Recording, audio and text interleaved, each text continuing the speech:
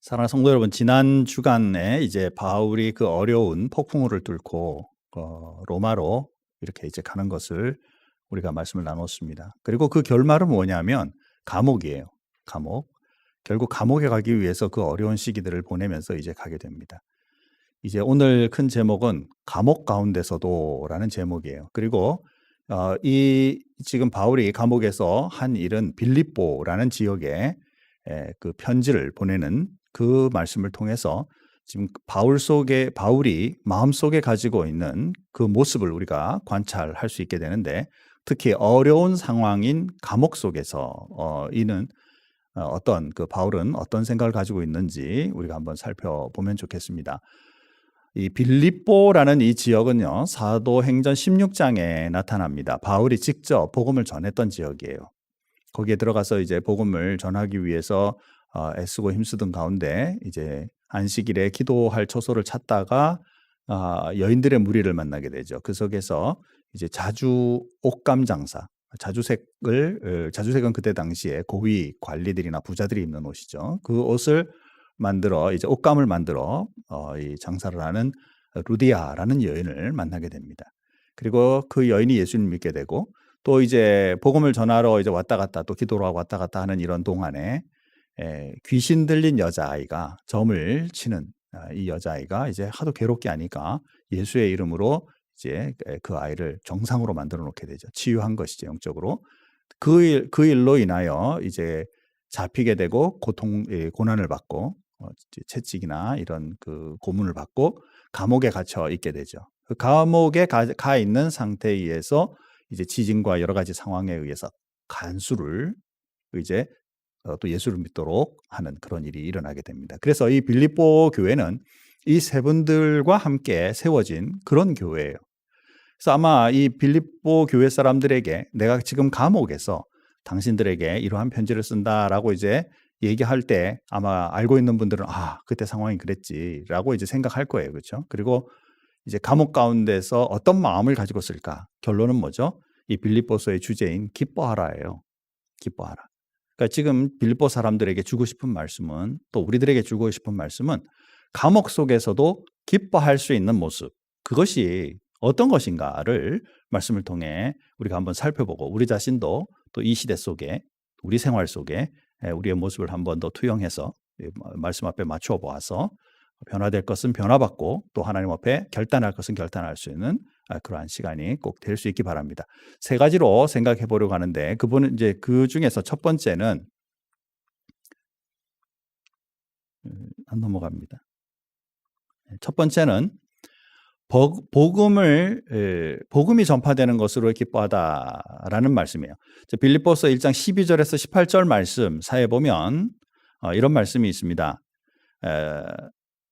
바울이 복음을 전하는 것에 대하여 여러 가지 모습으로 함께 복음을 전하는 자들이 있는데, 그중에 두 가지의 사람들이 있다라는 것이죠. 본문을 보시면 이렇습니다. 15절 말씀에 어떤 이들은 투기와 분쟁으로, 어떤 이들은 착한 뜻으로 그리스도를 전파하나니, 그러면 무엇이냐? 거칠애로 하나, 참으로 하나, 무슨 방도로 하든지 전파되는 것은 그리스도니 이로써 나는 기뻐하고 또한 기뻐하리라 라는 말씀을 합니다. 자, 좀 말이 좀 이상해요. 어떤 사람은 투기와 분쟁으로 하고 어떤 사람은 착한 뜻으로 복음을 전한다. 이번 주 내내도 생각해 보면서, 이 구절은 제가 잘 아는 구절인데도 또 생각해 보면서 어떤 마음을 가지고 투기와 분쟁으로 복음을 전하면서 그것이 바울을 괴롭게 하려고 하는 그런 모습이 도대체 언제 있을까, 어떻게 있을까, 이렇게 한번 생각해 봤어요. 아마도 첫 번째 경우에는 교회 안에서, 바울과 같이 예수를 믿는 사람들이죠. 교회 안에서 바울과 좀 약간 적대라고는 좀 이상하죠. 그리스도인들끼리니까 좀 바울을 시기 질투하는 그런 무리들이 있을 수 있지 않았을까. 대표적으로 아마 예수를 믿는데도 유대교의 습관에서 믿고 있던 유대교인들이 이제 예수를 믿게 된 사람들.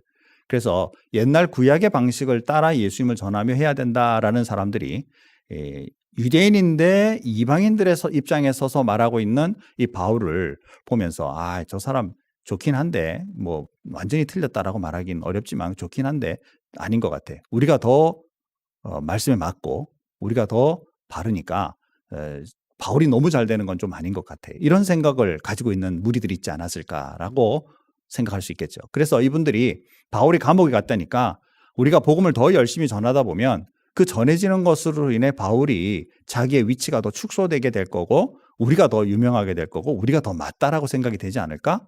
또 로마 영역에서 막 이런 기독교가 더 퍼지다 보면 바울은 지금 재판을 앞두고 있는데 바울을 제거할 수 있는 그런 요소도 되지 않을까? 뭐 이렇게 생각하는 무리들이 있지 않을까라는 것이죠. 이제 두 번째 또 다른 생각은 무엇이냐면 사실은 별로 예수 믿는 사람들이 아니에요. 근데 바울을 싫어하는 사람들이죠. 그러면 이제 그 사람들이 뭐라 그러냐면 우리가 예수를 더 많이 이렇게 퍼뜨리자. 안 그러면 바울이 뭐 이렇게 해서 나중에 또 살아나오게 되고 재판에서 좋게 영향을 받게 되면 이제 더 많이 복음을 전하게 될지도 모르니까 우리가 먼저 기독교에 대한 얘기들 막 퍼뜨리자. 뭐 이렇게 생각한 사람도 있을 거라고 생각이 들어요. 어떤 면에든지 두 가지 어떤 면에든지 바울 입장에서는 좀 황당하고 억울하죠. 아니 예수 믿는 사람들이 같이 예수 믿는데 뭘 그렇게 또 그렇게 또 안 믿는 사람들이 왜 이런 짓을 할까라고 생각하며 나는 억울하다 이렇게 이제 생각을 할 수 있겠죠. 이런 생각을 가지고 이렇게 이제 한 주간 지내는 동안에 또 재밌는 좀 한편으로는 이게 뭔 뜻이지라고 생각하는 그런 그 뉴스를 제가 또 접하게 됐어요. 아마 이런 생각이 있었기 때문에 이게 눈에 확 들어왔을지도 모르겠어요. 미국에 지금 그 백인 남성 우월주의에 해당하는 프라이드 보이즈라는 그런 그룹이 있다 그래요. 저도 잘 몰라요. 뉴스에서 본 거예요. 트럼프 대통령이 1차 대화를 이렇게 바이든 대통령하고 이제 이렇게 토론을 할 때 그 얘기가 나왔었어요. 그래서 그때 저 사람들에 대해서 듣긴 했는데 왜 이 사람의 이름이 나오지? 그리고 이제 그 내용을 보니까 반대로 이제 성소수자 그룹 LGBTQ라는 성소수자 그룹들이 요즘에 이번 주간에 프라이드 보이즈 그러니까 극우단체라고 볼 수가 있겠죠. 거기에다가 트위터 해시태그에다가 그들의 트위터 그들에 대해서 언급하면서 거기에다 해시태그를 붙이는데 자기들에 대한 해시태그를 붙이는 거예요. 성소수자들에 대한 해시태그를 붙여서 이게 동시적으로 나가면 많은 사람들이 혼란을 겪게 될 것이고 그리고 극우파인지 또는 또 극우파 쪽에서는 뭐야 얘네들 그러면서 또 나쁘게 이미지를 만들어내지 않을까? 그러면 그들 자체의 나쁜 이미지를 만들 뿐만 아니라 또한 트럼프 대통령에게도 이런 영향력을 끼칠 수 있지 않을까? 뭐 이런 의도로 그 일을 했다 이렇게 나오더라고요.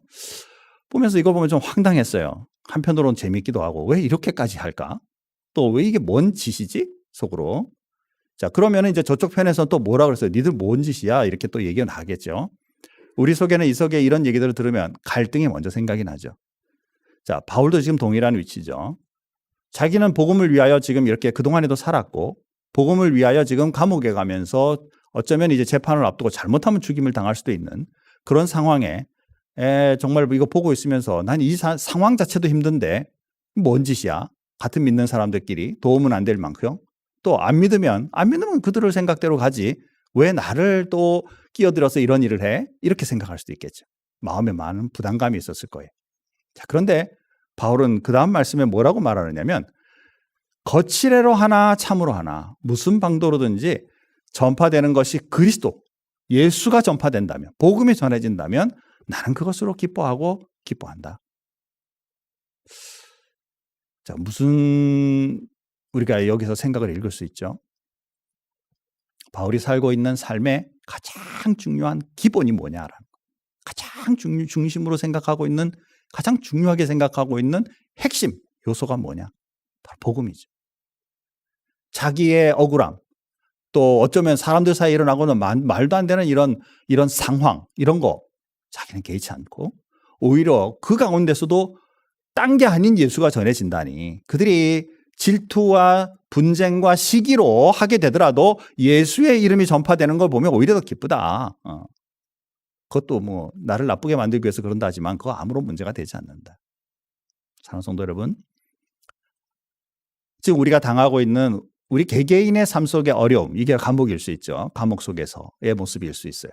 지금 요즘에 코로나 바이러스로 인해 많은 사람들이 지금 아무 일을 제대로 하지 못하고 지금 구속당하고 여러 가지 어려움 속에 있는 이것도 어쩌면 감옥에서의 모습일 수도 있을 것입니다.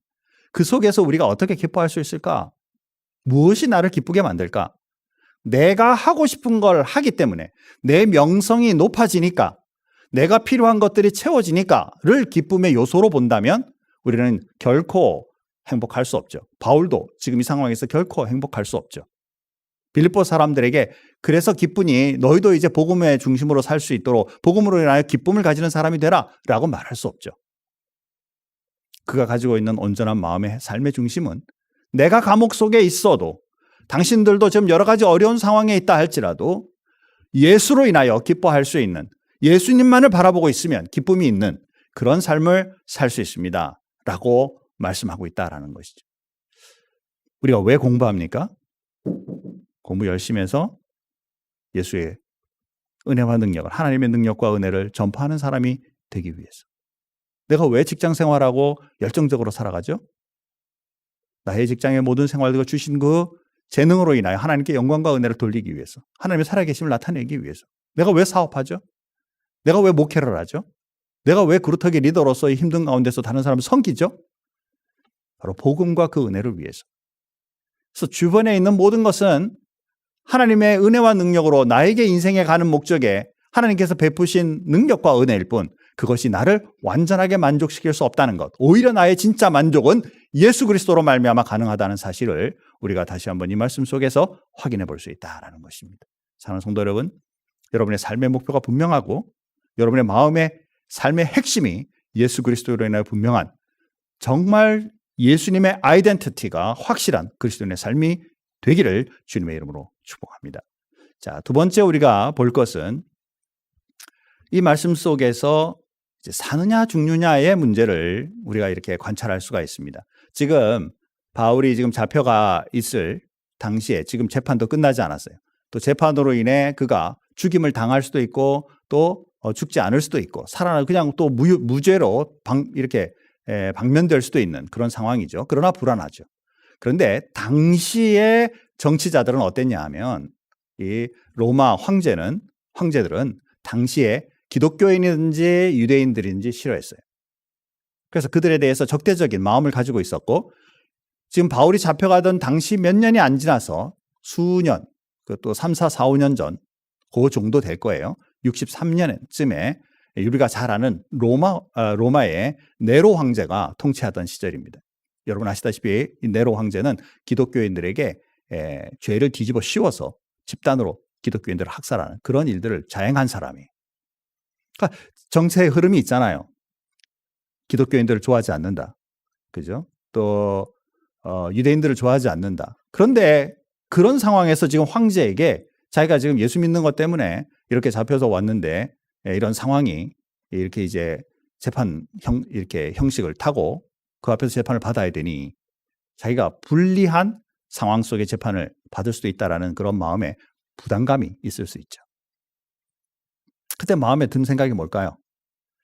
내가 죽게 되면 어떡하지? 또 내가 그냥 여기서 또 방면되어 내가 산다면 또 어떻게 살지? 이런 생각이 당연히 교차할 수 있을 거라 생각해요. 본문에 보니까 이런 말씀이 있습니다. 23절, 24절 말씀에 보니까 내가 그 둘 사이에 끼었으니, 자, 죽는 것이냐 사는 것이냐죠. 차라리 세상을 떠나서 그리스도와 함께 있는 것이 훨씬 더 좋은 일이라. 그렇게 하고 싶으나 내가 육신으로 있는 것이 너희를 위하여 더 유익하리라. 아멘. 제가 여기 이 본문의 제목을 사느냐 죽느냐라고 이렇게 잡았어요. To be or not to be. That is the question. 이 셰익스피어가 햄릿이라는 작품 속에서 한 말이에요. 그래서 그걸 일부러 제가 여기다 제목을 잡았어요. 햄릿에서 그 셰익스피어가 일부러 말하고 싶은 것은 내 이 지금 주변의 모든 정치적 상황이나 여건들이나 내 자신을 봐도 내가 단검 하나 가지고 그냥 진짜 그 나쁜 사람 하나 해치면 모든 것이 다 좋아진다면 나 하나 죽어도 괜찮다. 그 얘기는 그거 하나 가지고 안 될 게 이 세상 아니냐? 라는 것이죠. 그래서 to be or not to be예요. 내가 이런 가운데서도 존재하며 살까? 아니면 그냥 내 한 몸 바쳐서라도 내가 죽어버리면서라도 이거 바꿀 수 있는 그런 용기를 가질까? 이 인간의 마음속에 갈등을 표현하고 있는 것이지. 사랑하는 성도 여러분, 저는 오래 살진 않았지만 제 나이쯤 보니까 사실은 바울의 이 말이 확 와요. 세상을 떠나서 그리스도와 함께 있는 것이 훨씬 더 좋은 일이다. 어때요, 여러분? 지금 상황 그대로 놓고 부르시면 아유, 할렐루야. 이 험난한 생활 이제 그만하고 주님과 함께 있는 게 행복입니다. 그리고 주님 앞에 가는 것이 훨씬 더 좋은 일인가요, 여러분? 저는 훨씬 더 좋은 일이에요. 이 말 함부로 했다가 제 와이프한테 혼나지만 말이죠. 그죠? 그러나 내 개인적인 내 마음속에는 그죠? 바울도 그 말인 거죠. 우리가 하나님 앞에 주님 앞에 살 수 있는 그 온전한 상태로 가는 것이 나에게 훨씬 더 좋다. 그러니까 죽는 거 하나도 겁 안 난다라는 것이죠. 자, 그런데 24절 말씀해 보니까 내가 육신으로 있는 것이 너희를 위하여 더 유익하리라. 무슨 얘기인가요?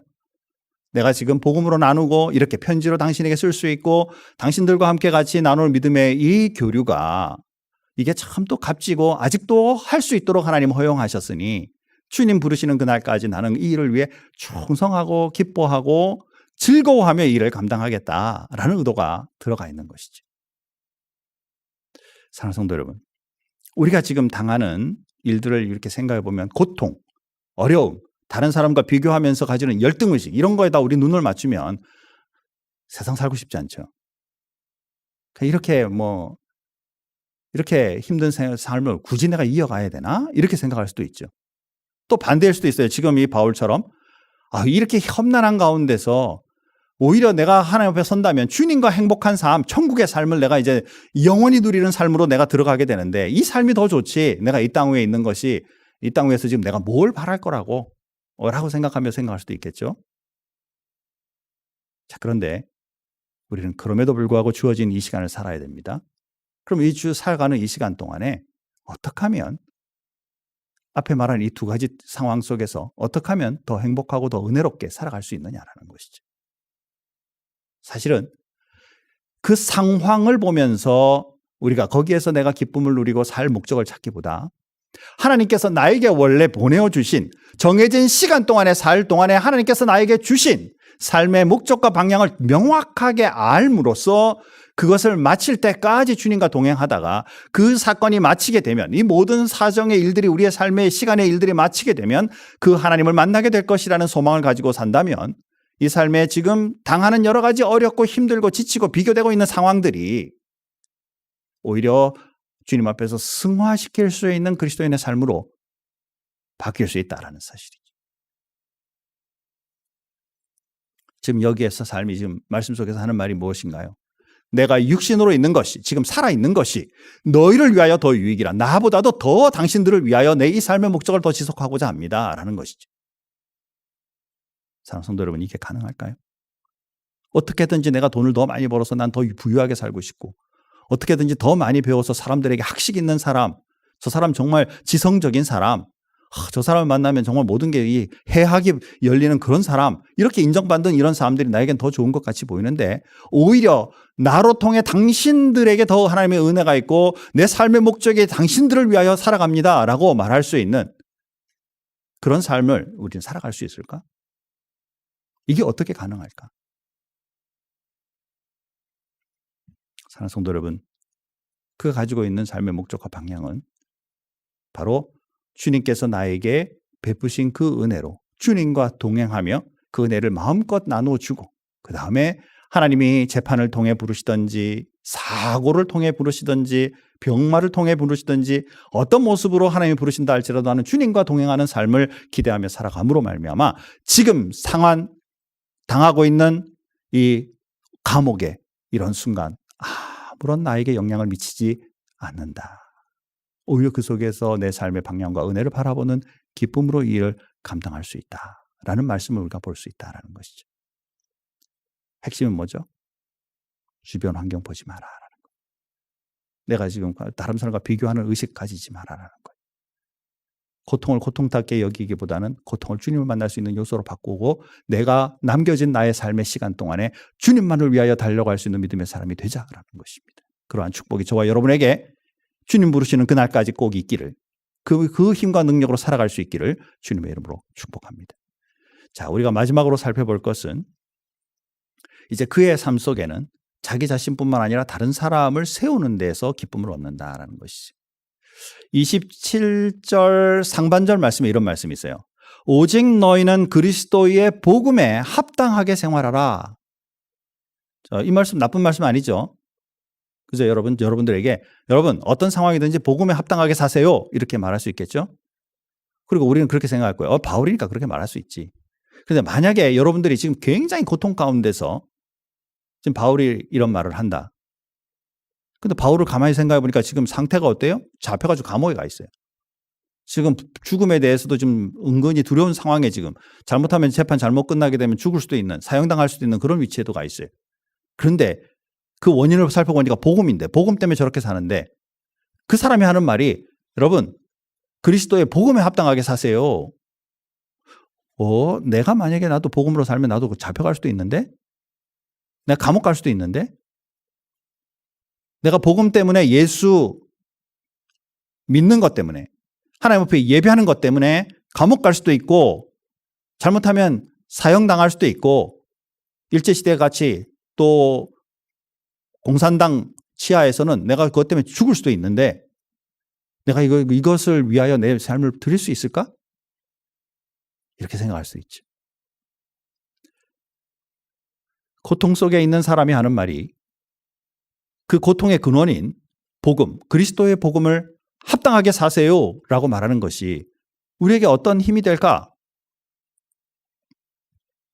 사랑하는 성도 여러분, 바울은 그 고통이 결코 무가치한 것이 아니라는 것이죠. 지금 내가 감옥에 들어가 있는 것이 무가치한 것이 아니라는 것이죠.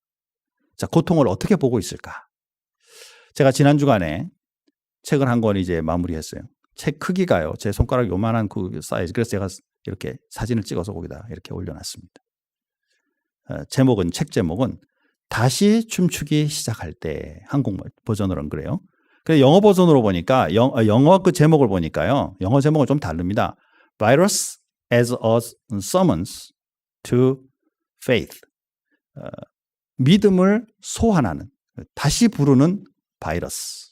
이 책의 핵심은 이 바이러스 시대를 우리가 성경의 기준을 가지고 어떻게 볼까라는 거예요. 이 책 되게 짧은 책, 작은 책인데 이 책 정말 읽을만 합니다. 여러분 한번 읽어보시기 바라요. 제가 책 한 권 딱 가지고 있으니까 저한테 먼저 카톡으로 빨리 읽고 싶으신 분은 제가 읽겠습니다 하고 먼저 카톡 보내시는 분에게 제가 빌려드립니다. 네. 빌려드릴 테니까 읽고 싶은 분은 꼭 저한테 카톡 주세요. 지금 주셔도 됩니다. 대신에 먼저 들어온 분에게 빌려드리겠습니다. 이 책에 뭐 다른 내용이 많지만 이런 내용이 있어요. 성경에 전염병이라는 이 단어가 상당히 많이 나온다. 하나님이 전염병이라는 이것을, 전염병을 통해서 하나님의 그 의도를 굉장히 많이 사용하셨다. 그런데 성경에 보면 당하는 모든 고통들이 부르짖음으로 인하여, 그 당하는 고통으로 인해 하나님께 부르짖음으로 인하여 하나님께 역사하심으로 새 일들이 새롭게 일어나는 것을 볼 수 있다. 이 책에 이런 말을 해요. 이게 무슨 말일까요? 그러니까 지금 당하고 있는 이 바이러스의 고통을, 어려움을, 또 불안감을 거기에만 만약에 몰두하고 우리가 이 시간을 그냥 적당히 지나고 빨리 뭐 해결책이 나와서, 백신이 나와서, 또는 뭐 치료약이 100% 치료약이 나와서 해결되고 나면 있었는지 없었는지 뭐 그냥 그렇게 사는 것, 이게 목표가 아니고 하나님께서 왜 전염병이라는 어려움을 주셨을까? 이것을 통하여 하나님 원하시는 게 뭘까? 분명히 우리가 뭔가 하나님 앞에 잘못 산 것들을 되돌아보는 시간과 이 고통에 대하여 하나님 앞에 기도하면서 간구하는 것, 하나님 앞에 호소하는 것, 하나님 앞에 탄식하는 것, 그것을 통해 하나님께서 역사하시사 우리에게 새 일을, 새로운 세상을 새롭게 할 그 일들을 알게 하시는 그 능력을 경험할 수 있는 것, 이게 그리스도인의 삶이라는 것이죠. 바울이 지금 당하고 있는 모든 것에서도 여러분 복음을 향하여 삽시다라고 말할 때는 그 복음뿐만 아니라 그 뒤에는 어려움이 같이 있다라는 것을 성경이 얘기합니다. 자, 같은 9절 29절에 보니까 빌립보서 1장 29절 말씀에 보니까 이런 말씀이 있어요. 그리스도를 위하여 너희에게 은혜를 주신 것은 자, 그리스도를 위하여 너희에게 은혜를 주신 것은 다만 그를 믿을 뿐만 아니라 또한 그를 위하여 고난도 받게 하려 하심이라. 사랑하는 성도 여러분, 우린 예수 왜 믿죠? 많은 분들이 예수 믿으면 잘 될 것 같으니까. 그죠? 또 내가 힘들었던 거, 이 은혜로 내가 모든 것이 펼쳐질 줄 믿으니까. 하나님 살아계시니까 나에게 있는 거 좋은 거 잘 갈 줄, 힘들고 모든 것 문제들이 해결될 줄, 열등하고 부족했던 것, 내가 공부 열심히 하거나 일을 열심히 하거나 뭔가 노력하면 다른 사람보다 더 세워주실 하나님, 뭐 이런 거를 기대하고 예수 믿을 수 있죠. 그거 틀린 거 아니에요. 맞아요. 그러나 그것만이 아니라는 것입니다. 또한이라는 말이 있죠. 그를 위하여 고난도 받게 하는 것. 우리의 삶 속에 또 우리 성경 속에서 보면 많은 그리스도인들이 그들은 언제나 잘 나가는 것만이 축복이라고 말하고 있잖아요. 모든 부분에 있어서의 고통과 고난들은 다 있게 마련이지만 그 고통을 어떻게 이기는가? 그 고통으로 인하여 무엇을 경험하는가? 그 고통으로 인하여 결과가 무엇이냐? 바로 살아계신 하나님을 만나고 주님과 함께 가는 그 능력과 은혜를 경험하는 것. 이것이죠. 30절 말씀해 보니까 너희에게도 그와 같은 싸움이 있으니 너희가 내 안에서 본 바요 이제도 내 안에서 듣는 바니라. 자, 바울의 여기 중요한 말씀을 보십시오. 30절 말씀. 너희에게도 그와 같은 싸움이 있으니 바울이 지금 감옥에 갇혀 있는 것만이 싸움이 아니라는 거예요. 우리 개개인의 삶을 돌아보면 모두가 다 싸움이 있다라는 거예요. 사람들 사이에서의 갈등의 싸움들도 있고요. 건강의 문제들이 아직 좋지 못해서 이것을 이기기 위해서 부딪히는 부분도 있고요. 경제적인 모든 면에서 힘들고 지금 지치는 일들도 있을 수 있고요. 직업이나 해야 될 일이 있는데 그것을 찾지 못해서 지금 아직도 힘쓰고 애쓰는 일들이 있을 수 있고요. 직장 생활 가운데 내가 있는 재능을 다 발휘하고 싶은데 그렇게 되지 못하는 경우들도 있을 수 있고요. 사업하는데 여러 가지 막히는 요소들이나 뚫어야 될 여러 가지 상황들, 그런데 그런 것들이 남하고 어떻게 풀어야 될지 모르는 그런 상황들도 있을 수 있고요. 누구에게나 다 있죠. 누구에게나. 그 싸움에 내가 지금 본이 되고 있지 않습니까? 라고 말하고 있다는 거예요. 너희가 내 안에서, 지금 바울은 말하죠. 본 바요 이제도 내 안에서 듣는 바니라. 바울이 지금 뭐라고 말하고 싶은 거예요? 여러분, 내가 지금 감옥에 가 있잖아요. 복음 때문에. 그런데 이게 나에게 문제가 됩니까? 이 복음 때문에 오히려 하나님의 살아계신과 그 은혜를 경험하는 내 모습이 보이지 않습니까? 지금 내가 지금 당하는 이 상황보다도 복음의 능력이 더 펼쳐지는 것을, 오히려 이 감옥의 생활을 통하여 복음의 능력이 더 펼쳐지는 것을 내가 기뻐하고 있는 내 모습이 보이지 않습니까? 이렇게 말하고 있는 것이죠. 사랑하는 성도 여러분, 여러분 나를 보면서 여러분이 힘들고 어려운 그 싸움에서 이기기 원합니다. 라고 말하고 있는 거예요. 그의 삶의 목적이 무엇이죠? 지금 내 삶의 어려움을 통해 다른 사람들에게 용기를 주고 그들이 용기를 받으며 새롭게 세임을 받고 일어서는 것을 보며 내가 기뻐할 수 있는 그리스도인의 삶. 이것이 바로 바울의 삶이죠. 사랑하는 성도 여러분, 제가 목회를 하면서요. 이제 나이나 모든 상황으로 보면 이제 목회를 정리해 갈 나이니까 가끔씩 그런 생각이 듭니다. 도대체 목회가 뭘까? 마치고 나면 뭐가 남을까? 직장 생활 많이 하고 나면 그래도 연봉이라도 뭐 모아놨던 거, 그 뭐 연금이라도 남게 되고, 뭐 또 그동안에 꾸준히 모았던 재산이라도 남게 되고, 그래서 이제 또 뭐 자녀들 잘 키워놓으면 그 자녀들이랑 남은 생애를 좀 잘 보내다가 또 후손들도 보고 그러다가 삶을 마감하는 것. 뭐 대다수 그렇게 산다는데, 그럼 목회자는 뭘까? 아무리 생각해봐도 그게 제 마지막은 아닌 것 같아요. 그렇게 될 수 없을 것 같아요. 그죠? 그런데 가만히 생각해 보면 정말 수많은 사람들을 만났어요. 목회 현장을 통해서. 그리고 수많은 사람들이 예수를 안 믿던 사람들도 만나고, 예수를 믿는 사람들인데 미지근한 사람들도 만나고, 열정적으로 예수를 믿는 사람들도 만나고, 우리 이 목회 생활 동안에 그 사람들과 같이 어우러지며 목회를 하고 넌 크리스찬들이 이제 크리스찬이 되어 든든한 그리스도인으로 서는 것을 보면서 이게 정말 주님께서 원하시는 것이구나. 미지근한 특히 모태신앙들 아무것도 못해 라고 하던 그 모태신앙들이 이제 진짜 그리스도인이 되어 주님을 위해 남은 생애를 살기로 작정하는 걸 보는 것. 열정적으로 살던 그분과 동력하며 함께 사역을 감당하는 이런 모든 것들이 이게 하나님 앞에 진짜 기쁨이고 은혜고 능력이구나. 목회뿐만이 아니다라는 것이지. 사랑하는 성도 여러분, 저와 여러분은 우리의 삶 속에 가지고 있는 여러 가지 환경과 여건에 우리 눈을 맞추면 다른 사람들을 세워주는 일을 결코 할 수 없어요. 내가 저렇게 지금 힘든데, 내가 이렇게 행복하지 않은데, 내가 이렇게 슬프고 내가 우울하고 능력이 없는데 내가 어떻게 다른 사람들에게 힘을 주고 능력을 줄 수 있습니까? 라고 말할 수밖에 없는 게 우리 인생 아니냐라는 것이지. 그런데 바울은 그렇지 않았다라는 거예요. 오히려 그 모든 것이 그 속에 하나님이 함께 계시니, 여러분 내가 지금 이 감옥에 있지만 그러나 이런 상황 속에 하나님이 나와 함께 하시는 거 여러분 보지 않습니까? 오히려 새 힘을 얻으세요. 여러분 힘들고 어려운 거 이길 수 있습니다. 주님의 능력과 은혜로 이기는 내 모습을 보며 여러분도 힘내세요 라고 말할 수 있는 그리스도인으로 서는 것, 이것이 최고의 기쁨이라는 것이죠. 제 말씀을 정리해 봅시다. 성경에 보면요, 이러는 상황 속에서도 언제나 기뻐하는 것이 하나님 앞에 큰 은혜라는 것을 말씀하게 됩니다. 빠르게 이제 성경의 몇 구절들을 보면서 한번 정리하는 그런 시간을 가지죠. 자, 먼저 시편 37편 4절 말씀입니다. 자, 다 같이 한번 크게 읽겠습니다. 또 여호와를 기뻐하라. 그가 내 마음의 소원을 내게 이루어 주시리로다. 자, 하나님을 기뻐하는, 여호와를 기뻐하는 것, 우리의 마음의 소원을 이루어 주신다라고 말씀하죠. 자, 이때 상황은 전혀 개의치 않아요. 좋은 상황이든지 나쁜 상황이든지 잘 나가고 있는 상황이든지 상관없습니다. 제일 먼저 우선순위는 뭐다? 하나님을 기뻐하는 삶. 내가 잘 나가고 기분 좋을 때는 기뻐하기 좋은데 힘들고 어려울 때 그래도 하나님을 기뻐하게 될 때 하나님이 우리를 위해 계획하신 우리의 마음의 소원을 이루어 주신다라는 것이죠. 전도서 7장 14절 말씀입니다. 형통한 날에는 기뻐하고 곤고한 날에는 되돌아보아라. 이 두 가지를 하나님이 병행하게 하사 사람이 그의 장래일을 능히 헤아려 알지 못하게 하셨느니라. 아멘.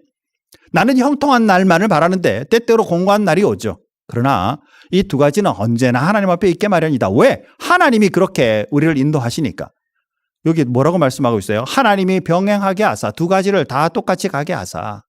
그래서 우리가 집중해야 될 부분이 뭐예요? 바로 이 모든 가운데 하나님만 의지하도록 기쁨으로 주님의 형통할 날을 기대하도록 주시는 하나님의 은혜가 있다라는 것이죠. 자, 다음 말씀 이사야 49장 13절 말씀입니다. 하늘이여 노래하라. 땅이여 기뻐하라. 산들이여 즐거이 노래하라. 여호와께서 그의 백성을 위로하셨은즉 그의 고난당한 자를 긍휼히 여기실 것임이라. 아멘. 사랑하는 성도 여러분, 이 세상 만물뿐만 아니라 우리 자신도 하나님 앞에 늘 기뻐하며 주님의 위로를 간구하는 사람들이 되라.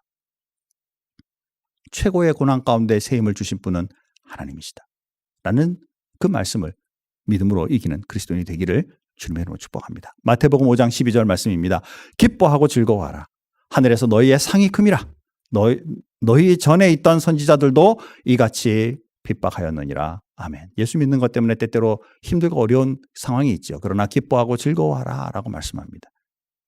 하나님 앞에 받을 상급을 바라보면서, 즉 미래를, 내세를 바라보면서, 살아계신 하나님을 바라보면서 이 환경의 모든 여건들을 이겨나가라. 자, 마지막으로 데살로니가 전서로 넘어갑니다. 5장 16에서 18절 말씀. 항상 기뻐하라. 쉬지 말고 기도하라. 범사에 감사하라. 이것이 그리스도 예수 안에서 너희를 향하신 하나님의 뜻이니라. 여러분이 기쁜 상황이든 여러분이 어려운 상황이든 그냥 평범한 상황이든 상관없이 우리의 삶 속에는 주님만을 바라보며 항상 기뻐하고 쉬지 않고 하나님 앞에 기도하고 이 두 가지가 제대로 돼야 모든 일에 감사하는 사람이 될 수 있겠죠. 그러함으로 하나님이 원하시는 인생의 삶을 우리 삶에 살아갈 수 있는 그리스도인의 삶이 꼭 있기를 바랍니다. 오늘 폭풍 속에서도 넘어서서 이제 감옥 속에서도 바울은 하나님만을 바라보며 기뻐할 수 있는 그 모습을 우리 같이 묵상했습니다. 저와 여러분의 삶 속에 이러한 주님 중심적인 삶의 기쁨이 넘치는 그리스도인의 삶이, 하나님의 자녀의 삶이 충만하시기를 주님의 이름으로 축복합니다. 다 같이 기도하시겠습니다. 하나님 감사합니다. 오늘도 하나님 말씀을 통해서 어려운 상황 속에 주님만을 바라보며 기뻐하는 바울의 모습을 봅니다. 이것은 바울에게는 가능하고 나에게는 가능하지 않아 라고 말하기보다 우리도 이 모습 속에 그를 기쁘게 만든, 이런 일들을 가능하게 만든 분이 누군가를 우리가 묵상하게 하시고 믿음으로 우리가 이것을 받아들이며 우리의 삶 속에도 환경이나 여건이나 사람들 이런 것들을 바라보지 말고 오직 하나님만을 먼저 바라봄으로 이 삶 속에 이겨나가는, 삶 속에서 주님 주시는 그 기쁨과 즐거움을 만끽하며 이 어려운 시기들을 이겨나갈 수 있는 능력의 그리스도인들이 되게 도와주옵소서. 하나님, 또한 우리 큰빛교회를 주님 축복해 주시기 원합니다. 이 지역과 세상, 세계를 향해 하나님 주신 그 사명을 제대로 감당할 수 있는 귀한 교회가 될 수 있도록 주님 늘 함께해 주시기를 간절히 바라옵고 원하오며 예수님의 이름으로 기도하옵나이다. 아멘.